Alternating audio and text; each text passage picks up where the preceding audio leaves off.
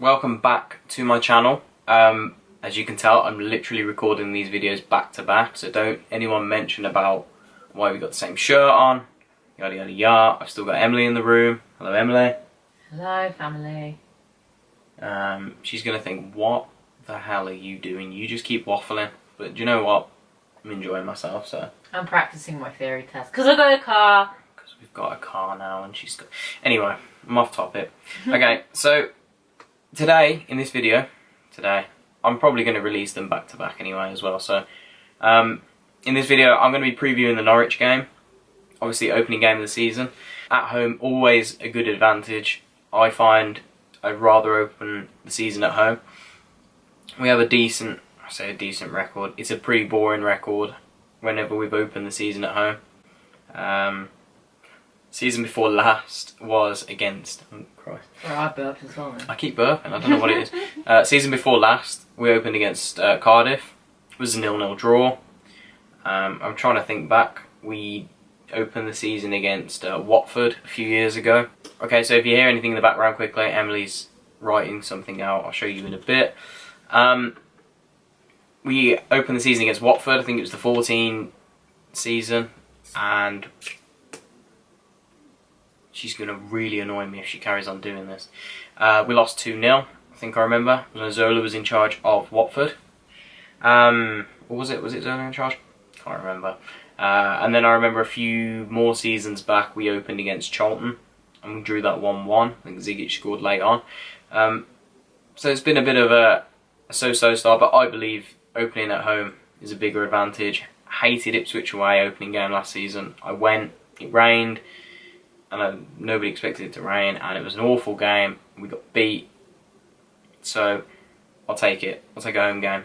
Looking at Norwich as a team, I like Norwich's team. I like the manager. I'm not going to try and say his name. Manager Daniel Fark. I believe it's Fark. Don't butcher me for that. I'm no good with pronunciations. I think he did alright last season. They opened the season so poorly. I was really shocked. I thought he'd get the sack, to be honest. But he managed to turn it around. I think they ended the season fairly steady. I think they'll kick on this season. I think there'll be a bit of a surprise package to kick on this season. So looking at their team, they've had a fair few in and outs this season. This summer. That's not going to help. I know that their goalkeeping situations took a hit because Angus Gunn went back to Man City and has now gone to Southampton. Brilliant goalkeeper. I was hoping it was a shout before there was the whole embargo thing that we could try and maybe sign him on loan. It was never going to happen once Southampton start coming in for him. And they've obviously lost Alex. Was it Alex Pritchard? Was Alex Pritchard there last year? I think he was. They lost Alex Pritchard, and they've obviously lost James Maddison, who was outstanding last season for them, one of the standout players in the Championship. Gone to Leicester. It was a fair price. I think it was 20-odd million. Again, don't quote me. I don't know exactly what it was, but it was around the 20 million mark. So you'd think that they could invest that wisely in some new signings. There's still plenty of time. I say plenty of time, there's still about a week to go of the transfer market. But I've been impressed with what they've done as well, bringing in. The two players I'm going to look at are, firstly in goal, Tim Krul. They brought in on a free transfer.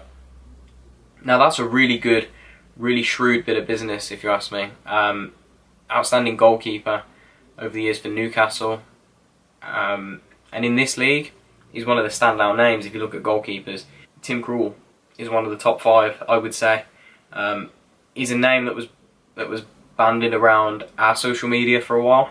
A lot of fans saying yes and no. I, for one, would have took Tim Krul. Huge fan. I think he's very consistent, very steady. And he's definitely a goalkeeper that you want in between the sticks if you're pushing for playoffs or that sort of thing. So Norwich have done really well there to bring in Tim Krul. I'm sure he's going to be on a fair bit in terms of wages, but with the 20 million they're bringing in for Maddison, I don't think that's going to make a huge difference. And then the other player I'm going to look at is Jordan Rhodes as well. I know I say it consistently, but again, I'm a huge fan of Jordan Rhodes. I remember talking between some of our fans, I think might know Lee and Joe. We were talking, and I think we all agreed that we would take Jordan Rhodes from Sheffield Wednesday. He's just a proven goal scorer in this league. He seems to, whenever a team goes up, he seems to come back down to join one of the promotion chasers. And if you can keep him fit, he's a 15-goal a season striker. He's just a nightmare. He's physical. He's stocky. He's a great finisher. He's good in the air. He's got all the attributes you need for a top striker in this league. And he's going to pose us a big problem if he plays Saturday. I've never liked playing against him, especially when he was at Middlesbrough and Blackburn. He used to always score against us. It was a nightmare.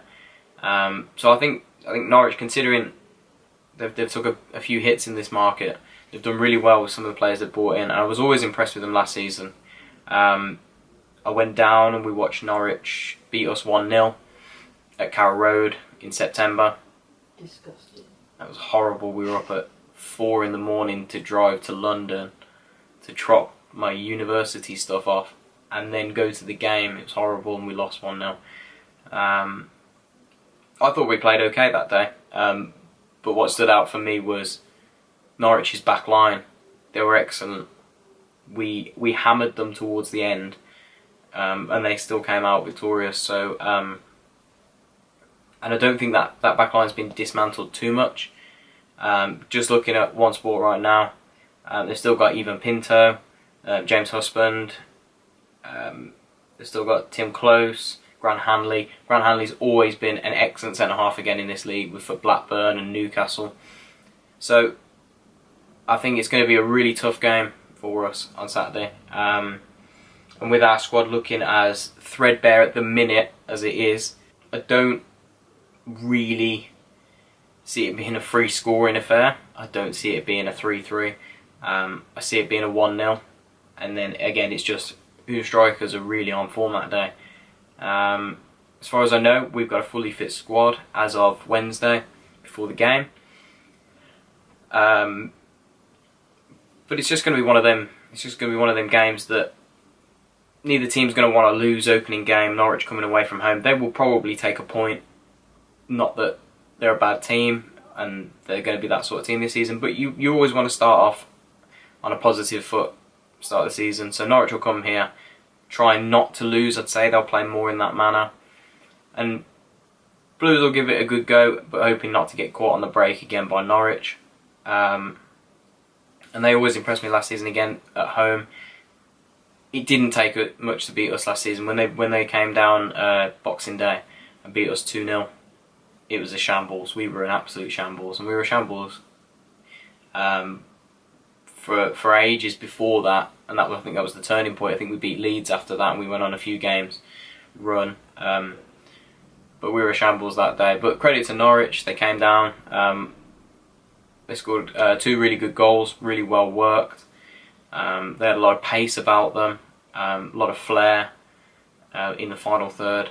And then they were resolute at the back. We didn't really trouble them that much that day. So the back line didn't have to work very hard, but they opened us up multiple times. They really could have had 3 or 4 that day. So it's not going to be an easy start to the game. It's not going to be an easy start to the season, but we're hoping for a positive result. So now I'm going to talk through lineups. Emily is kindly going to give me her predicted lineup for this game. Okay, so we're going through Emily's lineup first because she really wanted to get involved with this. I don't know if I've done them around the We right have a way fancy whiteboard, so I'm going to have a look at this and see what she's gone with. She's given me players she wants as well, and one of those can't happen because he's already moved. Move again. No, because what did Benicophobe do? Yeah, I know what Benicophobe did, but okay. Let me put it this way. I don't think, because Emily's not been on Twitter very much recently. She's not been keeping up to date with the transfers, but she's put down Patrick Bamford. And Patrick Bamford's already moved to Leeds. She's put Pablo Hernandez as well, and I know we wanted him earlier in the summer, but the fact that he signed a new contract would make it difficult. Yes, Emily? Didn't say on Leeds' actual website that Patrick Bamford had signed, so I call bullshit. She's put down Pablo Hernandez, a player that I highly rate and wanted so desperately before he signed that contract. I thought it had worked so well with Pep Collette and Hotter. But, you know, you win some, you lose some. And is that Jamie Patterson? Yeah. From Bristol City. Yeah. Another fantastic player. Don't think, again, we're talking money. We do have plenty of funding, but I don't think we have the capabilities of spending it, otherwise we're going outside our guidelines again. But some good suggestions there. I didn't think of Patterson, but again, Bristol City were above us last season. He's going to want to step down. He would think it would be a step down because of where we finished last season. I'm not going to get into the whole big club, small club issue because that's just not a thing we're going to do. Okay, so I was going to run through my team. There's not much point, honestly, because Emily's picked exactly the same team that I would pick.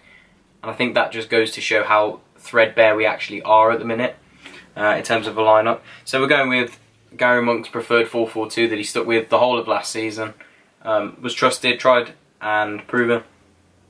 We played outstandingly well, and it's what he's persisted with all the way through pre-season. So thus far, as of Wednesday, this would be mine and Emily's lineup for Saturday.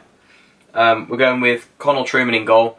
At the minute, we don't really have much choice. We have seen pictures that Kujak is back in training as of the last day or two. I know he's been with the physios and the scientists, so that might be an indication that Kujak might be coming back, or he could be moving on. They could be just keeping him fit to move on. But at the minute, Connell Trueman would be my first choice and Emily's. We're going with right back first, and Emily's saying Maxime Collan at right back. I'd have to agree. We're talking on the basis of Christian Pedersen signing in the next 2 days. If Pedersen doesn't sign, then we'll talk about that in a minute. But at the moment, we're talking Maxime Collan at right back. Was one of my players of the season last season. Outstanding. Never put a foot wrong. Such a technically gifted right back, proper full-back that loved to get forward and was so comfortable on the ball. One of my favourite players in the team. We're going with a centre-half partnership of Harley Dean and Michael Morrison. I don't think I can argue much with that. I don't think anyone else would. It was a fantastic partnership towards the end of the season last season. I think Mark Roberts has done really well. Mark Roberts done really well in pre-season. But I don't think you're going to want to break up that partnership of Dean and Morrison unless necessary. Roberts will be frustrated about that, but I'm sure he'll get his chance come later in the season. And at left back, Emily's going with Pedersen. And again, this is subject to him signing. I've been so impressed with him in pre-season. He looks like an absolute steal at 2.2 million. So absolutely delighted with that, and that's exactly the same back four that I would go with. Now Emily's wrote in precaution that we don't sign Pedersen. She's got Collan at left back and Wes Harding at right back. I would absolutely agree with that again. There's not much choice really. We don't have another left back, so we'd have to shift Collan back to where he played last season at left back a few times. And Wes Harding, who really doesn't deserve to be dropped, but at the start of the season it doesn't look like he's going to be starting, so he would have to drop in at right back. And I hope to see a lot of him this season, but for the minute he wouldn't be in my starting lineup on Saturday. It's going to be extremely unfair, but that's just how it's going to work. So on the right, we're going with Hotter.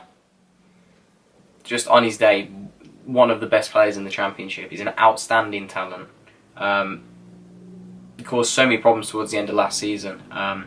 He was easily creating 3, 4, 5 chances a game and having some chances of his own. So he's going to be a player that's going to be pivotal. If we're going to do anything this season, Hotter's going to be so pivotal on that right-hand side.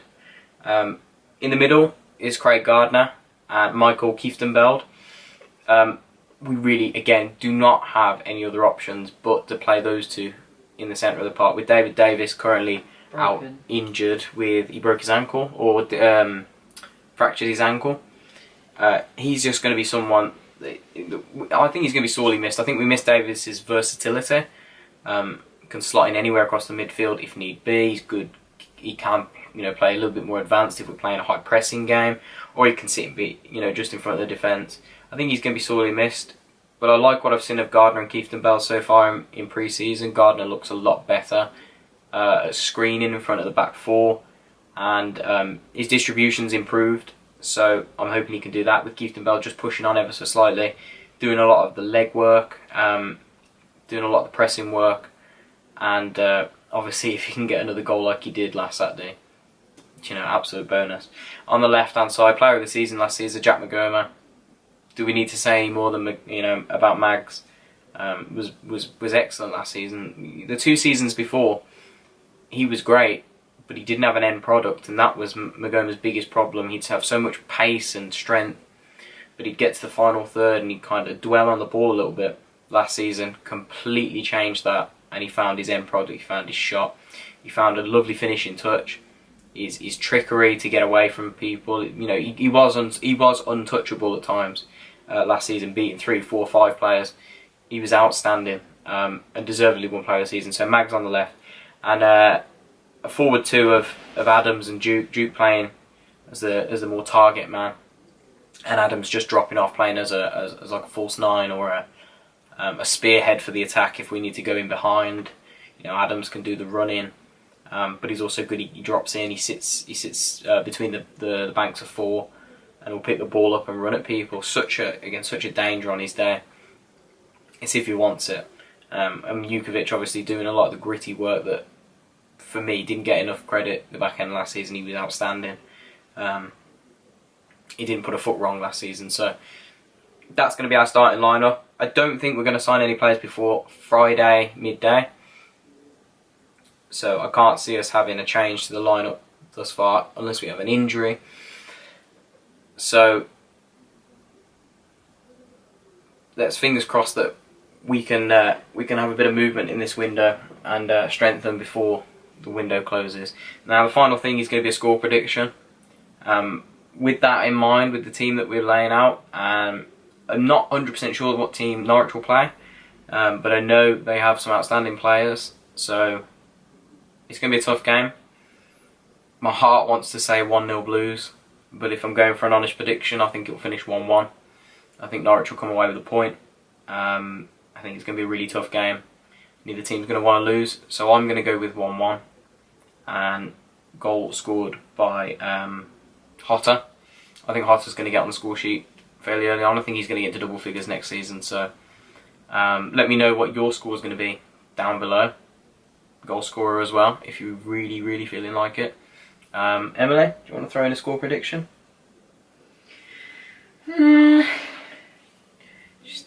Well, I have some sort of agenda against Norwich because... Why? Because I didn't like going there last season. It was horrible. I don't know. I'm only asking for a score prediction. I think it'll be 2-1 Norwich.